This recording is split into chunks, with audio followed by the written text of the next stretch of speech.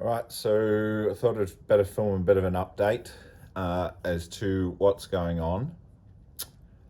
I'm going to start making some more progress on that thing and this engine here, which is the engine for that WRX over there.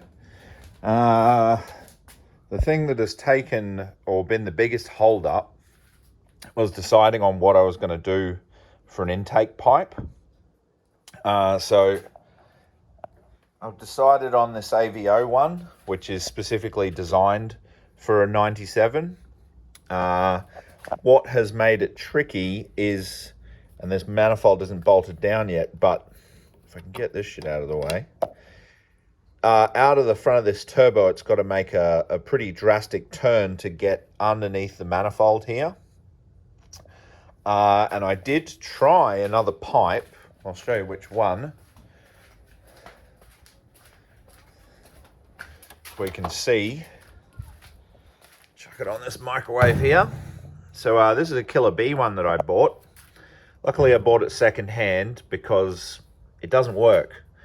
To get from the turbo inlet, which is like over here, to over here in such a small space, isn't really possible with this lovely Killer B alloy intake.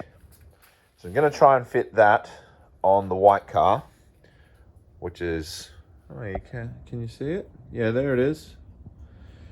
That's my daily 99. So we can't use that. So I finally bit the bullet, and these things are like $300 new. I was very lucky, a guy at the Gold Coast, which is about an hour's drive away, had one second hand. And so I need an elbow to go in here and then a piece of pipe to go here. I need to plumb the two PCVs to a T-piece under here somewhere and then T them into here. I've got the regular crankcase breather goes into a PCV valve there, and then this pipe I'm going to join with a joiner just there, and that, if you can see there, goes into the intake just here. Still deciding whether or not to stay coil on plug. I do have the wiring loom over here, and sort of half of the conduit that was on the outside had come off it. But I sort of thought that maybe I could run, because I don't really want to chop this up, right? But instead of using this coil on here, I could actually take this plug and somehow run coil on plug off this and have it in sort of batch fire mode.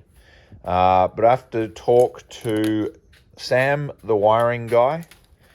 There are a couple of other wiring things I need to do. There is you can't really see it, but down in there is a oil temperature pressure sensor.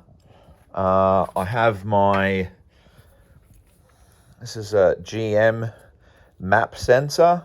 The reason you upgrade this is so that you can run more boost. So this is a 3-bar map sensor. And you can run more boost more accurately. I am still deciding on whether I run these 850cc side feed injectors. I believe these Chinese rails should be okay. I was doing some reading. Somebody said they used them. They were fine. But I sort of need a fitting to go in here because this sticks out too much. And then over on this side, where is it? Yeah, I've removed it here, but there's too much shit going on here. So what I need is like a banjo fitting that bolts on and then has a piece coming straight off. This one's okay. We can sort of get away with that. And then, I mean, the other one's down in there. There it is there. But that's all going to work out. So it's all just buttoning things up with this here. Now, there was a bit of a pause because for certain things I was waiting to decide if I had the money to go top feed injectors, blah, blah, blah. I'm sort of deciding whether or not I do spend the money on that. If you have been here since some of the first videos that I made, you will know I started making the videos because that white WRX out there used to be a 95 and it got written off. So what had happened was originally I bought a 95 really cheap. COVID happened, the prices went up considerably. Like, I paid $3,500 for the car. By the time it was written off, I couldn't buy one for less than 13,500 Australian dollars. But so it's been 2 years, and in the 2 years I've got that one on the road, and then I've just been slowly playing with this blue one.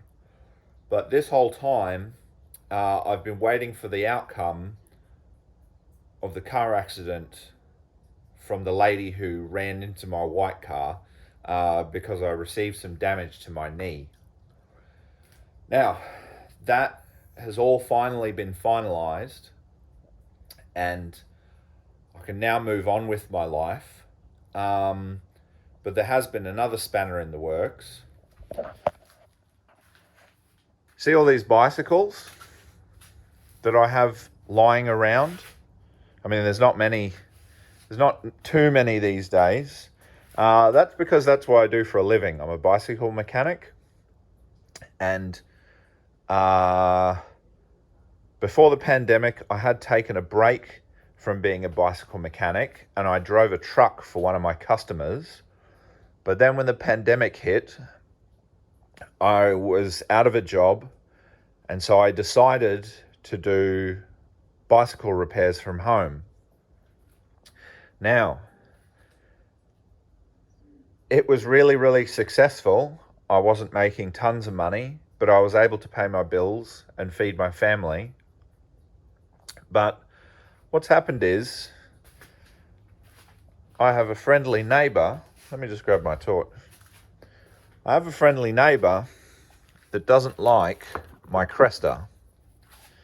So, no, that torch doesn't work. There's a torch that will work. If you haven't seen my Cresta, I'll show you. That is this car here.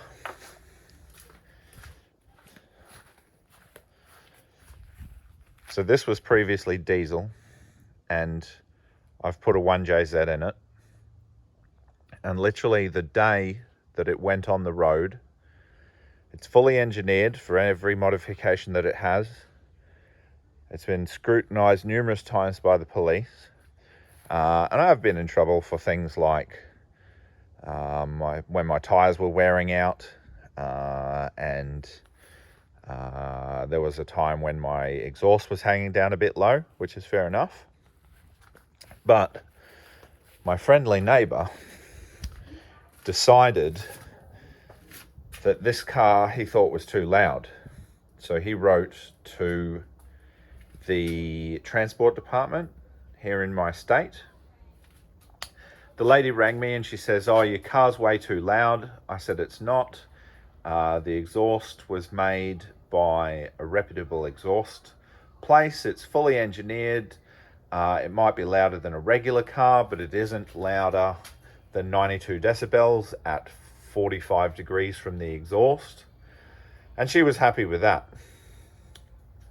So that didn't work. So my friendly neighbor decided to contact my real estate. We rent this house, but the owners of our house are really, really nice. And they know that fixing bicycles is what I do for a living. And in fact, they were stoked. They were stoked that that's what I did for a living. And they were really supportive. And so this guy, who happens to be a neighbor, wrote to the real estate and said that my customers blocked the street. I have delivery trucks coming and going. Made up all this shit. And he wrote one letter. I had to answer to the real estate. I said, look, if I'm doing the wrong thing. And they said, no, you're fine by us. Keep doing what you're doing. He did it again. None of that gained traction. The real estate were cool. The owners of our house were cool. But then he's gone and written to the local council.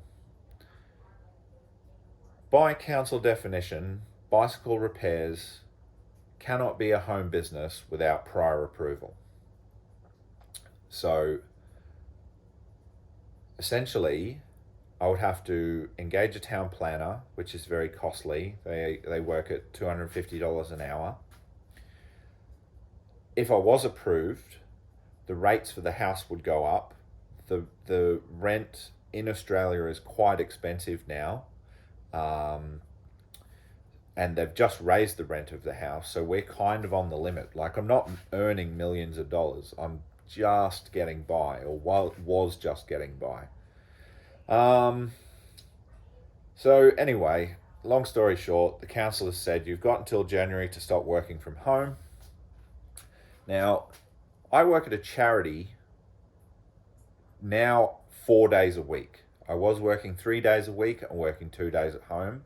I now work for the charity Salvation Army Australia 4 days a week. And I'm not going to work from home anymore, unfortunately. So after Christmas, I'm going to reassess. But essentially, I don't want to spend a whole heap of money, especially on cars. I've been collecting little bits here and there when I can afford them, but I'm going to get some money from this car accident, from this lady running into me at 60 kilometers an hour. But it would be a stupid thing to spend it on, just to spend it on the cars and stuff. So I'm going to save that money. And hopefully, maybe I'll get a job a couple of days a week so I continue to work at the charity. Maybe I'll get a full-time job, who knows. I'd like to, I'm 40 years old now. I'd like to maybe, try something different. I'm pretty good at what I do with bikes. I'm not the best bike mechanic because there is no one best. But I certainly know what I'm doing. Anyway, so that's that. And that's that. And that's that. Actually, that white car, here, I'll show you the white car.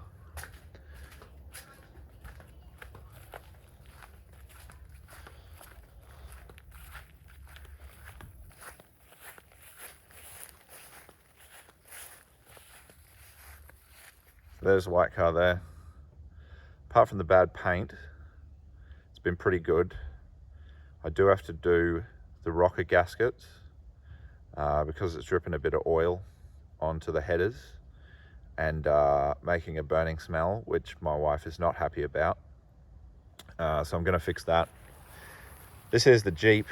Yes, I have lots of cars. But I wanted to show you one more thing. And that is something that I bought for my stepson.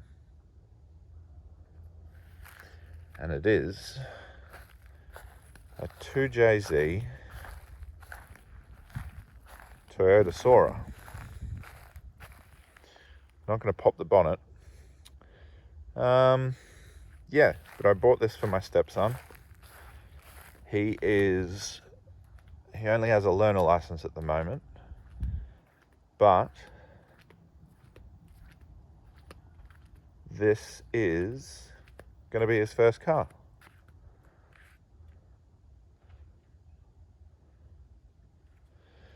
So yeah, Cresta's going good. It's I've just put brand new suspension on it and leveled it all up. My torch is a bit shit, I know, but yeah, there we go.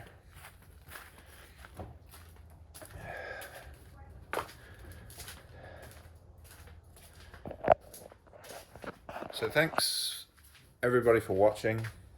Thank you everybody who leaves a comment and asks questions. I'm always happy to answer them. I never thought that 200 people would want to watch me ramble on about my cars, etc. But yeah, hopefully I'll have some more interesting updates in the future. Thanks for watching.